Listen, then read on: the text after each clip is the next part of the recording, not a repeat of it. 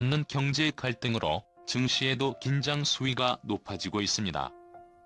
사태가 장기화될 가능성은 있는지, 일본계 금융자금 이탈로 외환 위기가 올 가능성은 없는지가 궁금합니다.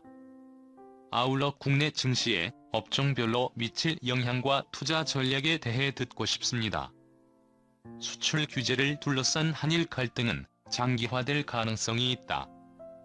중재 역할을 담당했던 워싱턴이 이번에는 불기입으로 일관하고 있는 데다 외교와 경제 문제는 따로 취급해왔던 양국이 이번에는 외교와 경제 문제를 엮어서 다루기 시작했다는 것이 이유이다.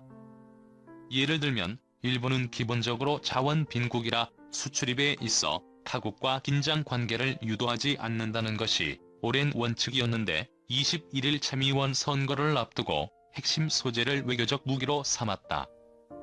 한국은 아직 구체적인 조치를 내놓지는 않았지만 일본이 추가 규제를 하면 바로 대응하겠다는 입장이다.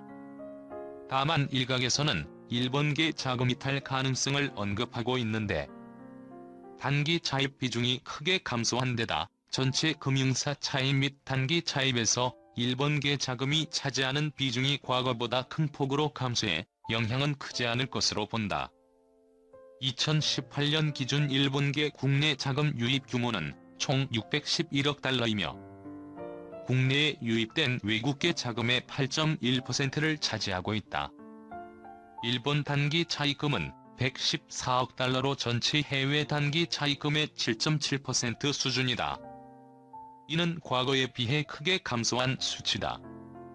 1997년 아시아 외환위기 당시에는 일본계 차입 비중이 금융사의 경우 20%, 단기 차입의 경우 19%에 달했는데 현재는 각각 14.8%, 7.7%에 불과하다. 일본의 수출 규제와 관련해 현재 가장 큰 영향을 받을 것으로 보이는 업종은 항공과 반도체이며 디스플레이 소재 또한 영향이 예상된다. 항공업종에서 일본 노선 매출 비중은 11에서 26% 수준으로 국제선 중 가장 높은 비중을 차지해 일본 여행 수요 감소에 따른 타격이 예상된다.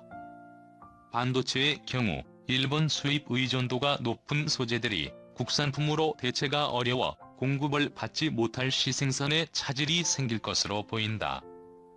디스플레이 소재도 수입 의존도가 높아 영향은 예상되지만 국산으로 대체 가능한 부분이 많아 상대적으로 덜 우려되는 상황이다.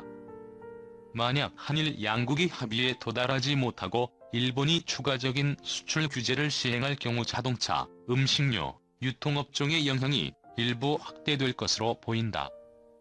자동차 업종은 지속된 자동차 부품 국산화 노력으로 생산에는 문제가 크지 않지만 수소차에 필요한 화학 소재와 관련하여 문제가 발생할 수 있다.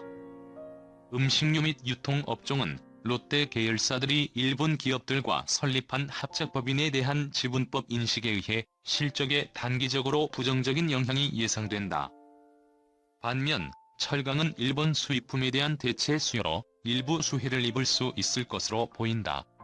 포스코 실적의 연결로 반영되는 포스코 케미칼의 2차 전지 극제의 수혜가 예상된다. 미중 무역 협상 관련 불확실성도 지속되는 상황이다.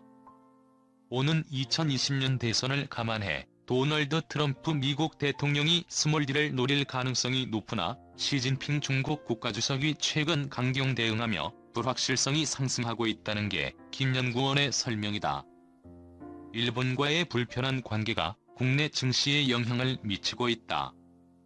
일본의 한국 화이트리스트 제외 시행령 개정을 위한 의견 수렴 마감일이 오는 24일 예정돼 있다.